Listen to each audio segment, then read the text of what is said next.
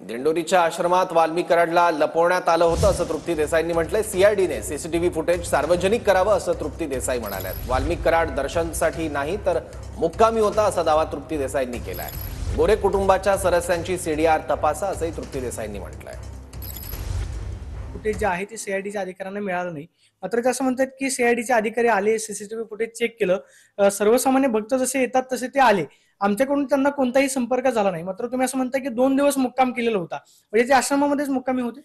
दिंडोरीच्या आश्रमात वाल्मिक कराड 2 दिवस मुक्कामाला होता आणि सीआयडीचे जे काही अधिकारी आले ते वाल्मिक कराड सरेंडर व्हायच्या आधी 3-4 दिवस आधी त्यांनी आश्रमावर छापा टाकलेला होता। त्याच्यामध्ये तो त्यांना त्याची आलेली गाडी असेल किंवा इतर जे काही तो जिथं होता ते दिसलेलं आहे, त्यामुळे तो दर्शनाला वगैरे अजिबातच आलेला नव्हता। माझं तर ठाम म्हणणं आहे की हे जे कोण मोरे कुटुंब आहेत ते त्यांची मुलं, त्यांचे जे काही कॉल रेकॉर्ड्स आहेत ते वाल्मिक कराड त्यांच्या मिसेस यांच्या नंबरवर जे आहेत ते सीडीआर तपासण्यात यावेत। मला वाटतं की हे ठरवून त्यांना जे आहे ते आश्रमात लपवण्यात आलेलं होतं आणि त्यांना वास्तव्याला ठेवण्यात आलेलं होतं। सीआयडीने जे ताब्यामध्ये घेतलं, तुम्ही ते सार्वजनिक करण्याची मागणी करताय।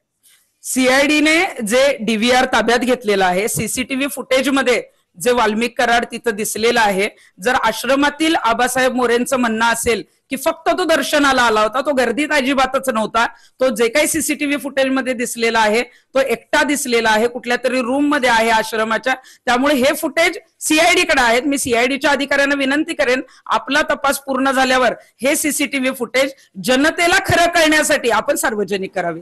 Camera person Sushant Soni, Pradeep Kapse, TV 9 Marathi, Pune.